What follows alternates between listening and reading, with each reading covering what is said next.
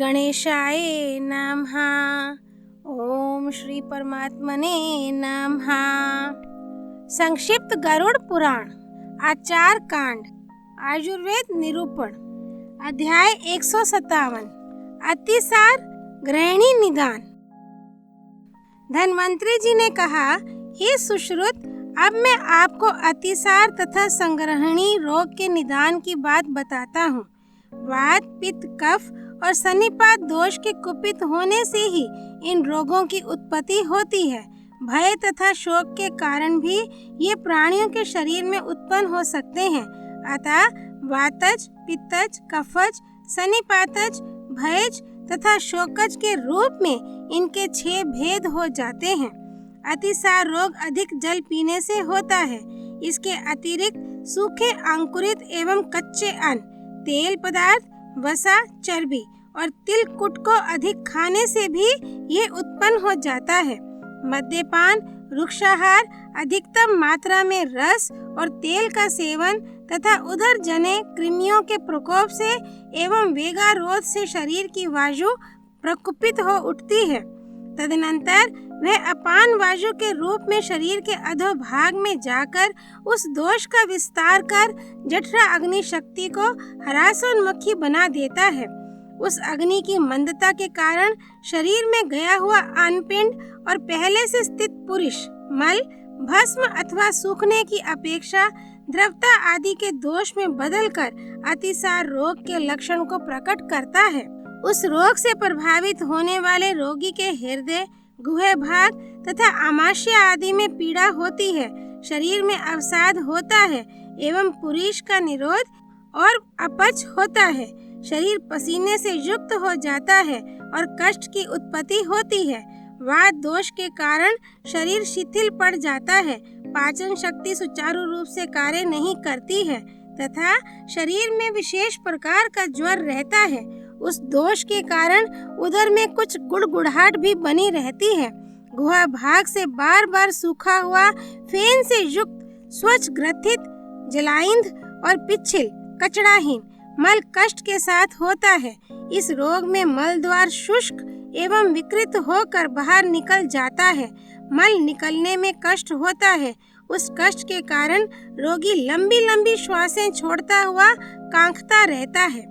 पित्त दोष से रोगी को पीत कृष्ण हल्दी तथा नवांकुर तृण वर्ण रक्त के सहित अत्यंत दुर्गंध पूर्ण दस्त होता है। उसको तृष्णा, मूर्छा, स्वेद और दाह का प्रकोप भी होता है।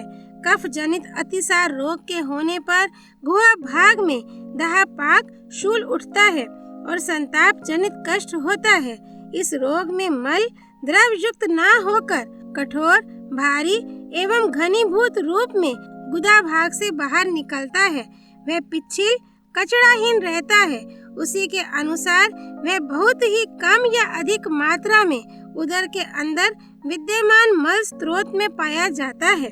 मल निसारण के समय कष्ट के कारण रोगी को रोमांच, हर्ष, मिचली और क्लेश की अनुभूति होती है।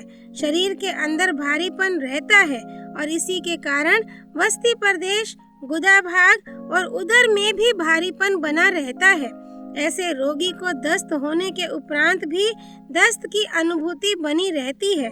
जब वह वात, पित्त तथा कफ जन्य सभी दोषपूर्ण लक्षणों से युक्त हो जाता है, अर्थात रोगी के शरीर में सन्निपात जन्य अतिसार का प्रकोप जन्म ग्रहण कर लेता है, तो रोगी उस समय उक्त समस्त वातादिक त्रिदोषों के लक्षण से समन्वित बन जाता है। भयवश चित्त के विक्षुब्ध होने पर स्थान विशेष में पड़े हुए रोगी के उदर भाग का मल द्रवीभूत हो उठता है। तदनंतर उस द्रव पूर्ण मल को यथाशीघ्र वायु गुहा मार्ग से बाहर निकाल देता है, अर्थात भयवशात रोगी में मलोत्सर्ग की इच्छा बलवती हो उठती है और अंततोगत्वा उसे पानी के समान मल होता है। वात तथा पित्त दोष से होने वाले अतिसार रोग के एक समान ही लक्षण बताए गए हैं। वैसे ही लक्षण शोकज अतिसार में भी उत्पन्न होते हैं। संक्षिप्तता, अतिसार रोग के 2 प्रकार हैं। उनमें प्रथम साम है और द्वितीय निराम है। साम अतिसार रोग में मल आम के सहित होता है, किंतु निराम अतिसार में आम दोष रहित मल निकलता है। उनमें एक सरक्त होता है और दूसरा बिना रक्त का होता है। साम अतिसार में मल बड़ा दुर्गंधित होता है और जल में डालने से डूब जाता है। रोगी के पेट में गुड़गुड़ाहट, विष्ठम्भ वेदना और मुख प्रसेक होता है। निराम के लक्षण साम से विपरीत होते हैं। कफ जन्य होने के कारण पक्व होने पर भी मल जल में नहीं डूबता है। जो अतिसार में सावधानी नहीं करता उसे ग्रहणी रोग हो जाता है। अग्नि मंदता को बढ़ाने वाले अत्यधिक मात्रा में किए गए दोषपूर्ण आहार विहार के सेवन से अतिसार रोग का प्रादुर्भाव होता है। जब रोगी के शरीर से साम या निराम मल अत्यधिक निकलता है तो उसे अतिसार कहते हैं। मलोत्सर्ग अधिक होने के कारण इसकी अतिसार संज्ञा है। ये स्वाभाविक आशुकारी है। यही अतिसार जीर्ण होने पर संग्रहणी रोग बन जाता है। ग्रहणी रोग में भुक्त अन्न के अजीर्ण होने पर कभी आम सहित और कभी सान मल निकलता है। अन्न के जीर्ण होने पर कभी पक्व मल निकलता है, कभी कुछ नहीं निकलता और कभी बार बार बंधा या ढीला दस्त होता है। यह रोग चिरकारी होता है, इसलिए इसे संग्रहणी कहते हैं।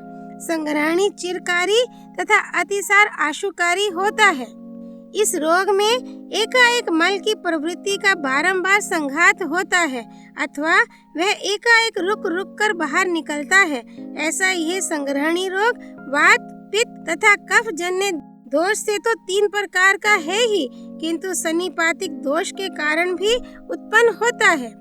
इस प्रकार यह 4 प्रकार का हो जाता है। रोगी के शरीर में शिथिलता, अग्नि मांदे, खट्टी डकार, मुख से लालस्त्राव, धूम निर्गमवत प्रतीति, तमक, ज्वर, मूर्छा, अरुचि, तृष्णा, थकान, भ्रम, अपच, वमन, कान में भनभनाट और अंत्र कुज्जन ये ग्रहणी के पूर्व रूप हैं।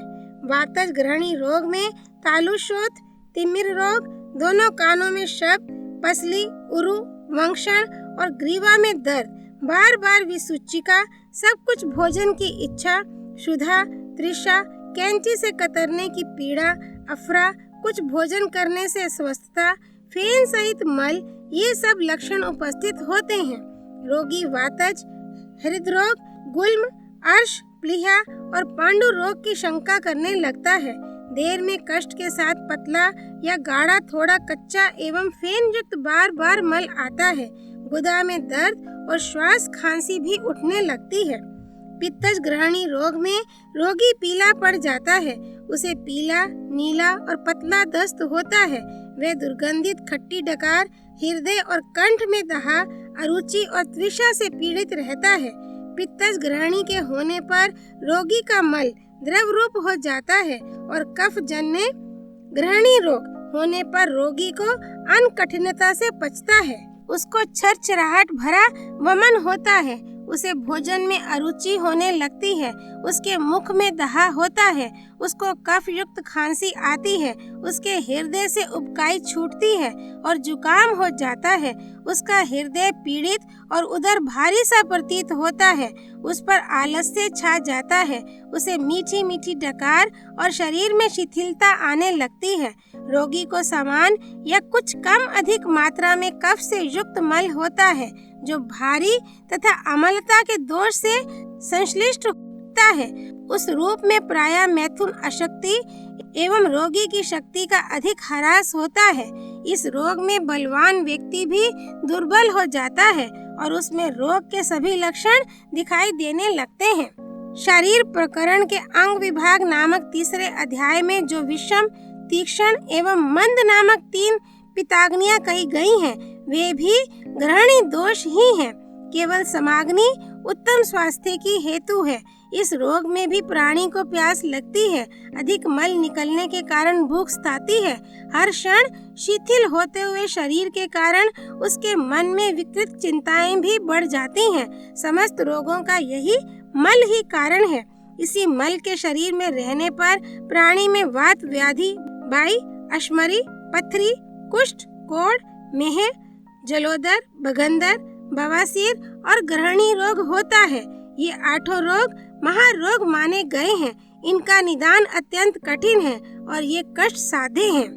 अध्याय 157 संपूर्ण। तमेव माता च पिता त्वमेव, त्वमेव बन्धुश्च सखा त्वमेव, त्वमेव विद्या द्रविणं त्वमेव, त्वमेव सर्वं मम देव देव। श्री विष्णु नारायण भगवान की जय। श्री विष्णु अवतार धन्वंतरी भगवान की जय। भगवान रुद्र की जय। गरुड़ पुराण की जय। श्री हरि अर्पणमस्तु।